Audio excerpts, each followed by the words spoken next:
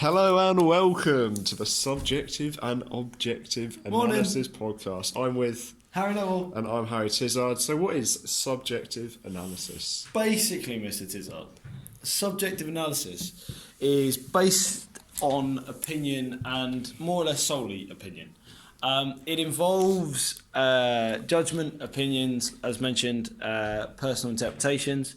So it's kind of talking about the positives and negatives of player performance without kind of any stats to back them up.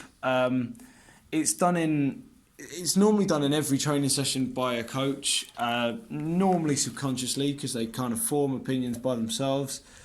Or a coach can look at a training session or a game video to kind of form an opinion on a specific player in an action or in a situation. In my opinion, it's probably better from a coaching point of view rather than a player's point of view. It's probably better from a coaching point of view than observational analysis because it's more realistic. It takes into account the whole game situation. Whereas stats, they can tell you, football stats often say one team had 7 shots on target or whatever, and they had out of 9 shots overall, which is great, but that doesn't tell you where the shots were taken. It doesn't tell you whether they were saved or blocked. It doesn't tell you any kind of information regarding the actual stat, whereas subjective analysis is obviously a lot more encompassing. What about observational analysis? So objective analysis, like you've kind of already said, it's about measuring and comparing that performance data that you have collated. So that could be with your teammates, with the professional athletes, or maybe even by yourself. So say you just played a game and you collect all your stats, and compare that to maybe the first game of the season, see how much you've improved, see if you've not improved at all, possibly even gone worse. So like I said, positives and negatives, I know. And can be done via video, so you film it and then all the stats will be collated. So I know you use an objective app. What app is it? Indeed. I use what's called Polar Flow. It is for those of us that have a Polar watch and or heart rate monitor. It gives you a lot of objective analysis based around distance you run, heart rate averages, the intensity you run at, the different altitudes. For me as a performer, it's better because if I was to subjectively analyse my cardio training sessions, I could say that this Wednesday was a lot better than last Wednesday because I just felt better. But the data could actually back me up with my comments. And Polar Flow tells me I ran 7.5k last week instead of running 6.5k the week before. So objective analysis as a player gives you evidence and often motivates you, to get a better set of data each session upon session upon session, and often can be a lot more rewarding because you are being given a good set of data compared to last week that you can't argue with. Whereas subjective, your coach could say, "Oh, that was very good," but you could still have a little bit of doubt in your head because you know that you didn't work as hard, or you know that you should have scored, or whatever. So what are the possible, or what are the negatives you find with Polar Flow? Negatives of Polar Flow are probably similar to the negatives of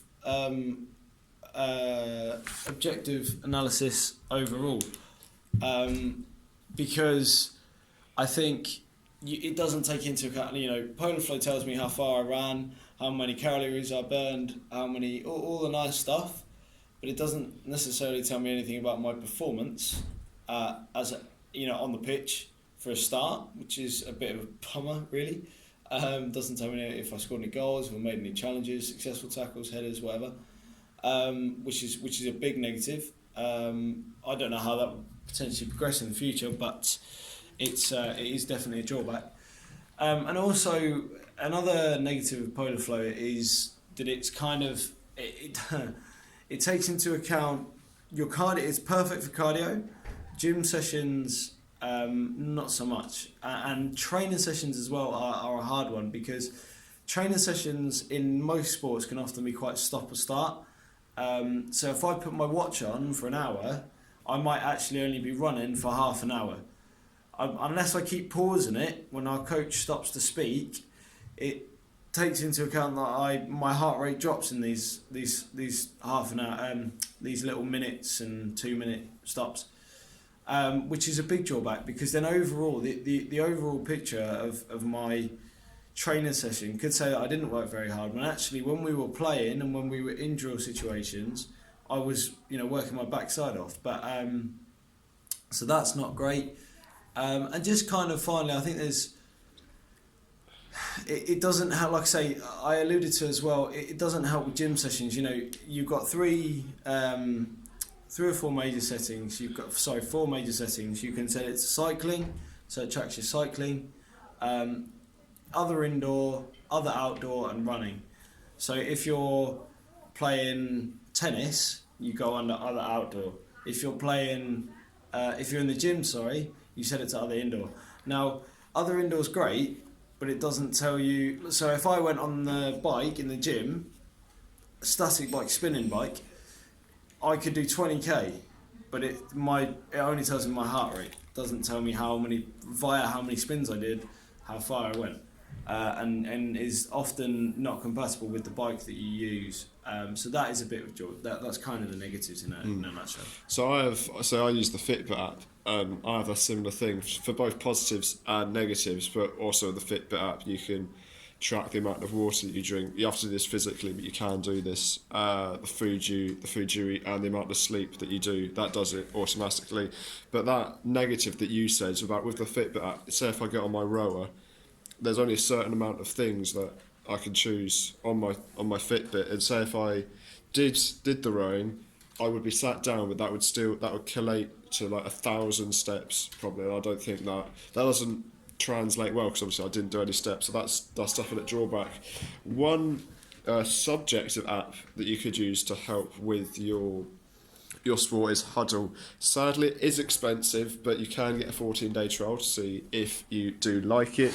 The positives of it visually shows players what they need to improve. So obviously, because they film the player, they can see how good that technique was, and also how many times they were successful. So it's not just it's not one dimensional, it's got many dimensions to it. And it stores team videos in an easily accessible place as well, so the whole team can go on and just have a look at the amount of games, and also you can put it into categories, so tackles, passes, counter attacks, defense and stuff like that, and the players, if they want to, can get those clips and edit it so it's just their personal highlights as well, so they can have that individualistic experience. The other way, like I said, is you can communicate with the coaches as well and with your players very easily, so they can say, right, you've done this well, but you should really try and improve on this. So you always have a basis of training sessions of, say, you know what you need to focus on. Possible negatives of this Huddle app, however, everything is online, so you're going to have that 3G, 4G connection or a Wi-Fi, because otherwise you're not going to be able to look at it. And it's difficult to transfer videos, so editing software. So like I said, you need that editing software. It's just harder to transfer, especially if it's a big file. So if it's a football game, it's a 90-minute match. That's going to take a long time to transfer and then edit all the individual bits. And finally, it's a complicated interface to use, so you're going to have to get used to it after a while. I think just to add on a couple of those negatives, the problem with the storing a team videos and everything is it's ideally what you want to be able to do, even from a Saturday league level, if you're filming games at that stage, is show a player what they did wrong or did right in a video. Now, without being able to transfer files and being able to email that player that video with comments, you then have to wait until a stage where you're not training, but you have that player in a one-to-one situation that you can show them the video on the one piece of equipment that you store that video, which can be quite frustrating in terms of actually getting your point across.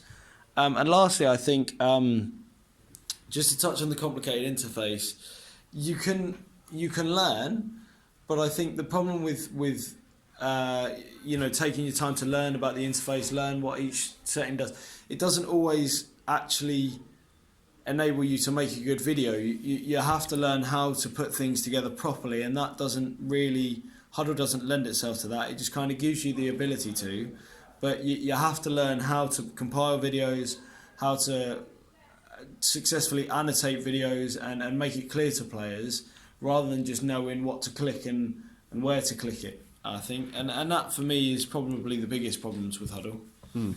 Yeah, so that was our look at objective and subjective analysis and 3 apps that you could use to track your performance. Hopefully you enjoyed listening. I've been Harry Tizard. I've been Harry Neville. And we'll see you next time. Have a lovely Tuesday.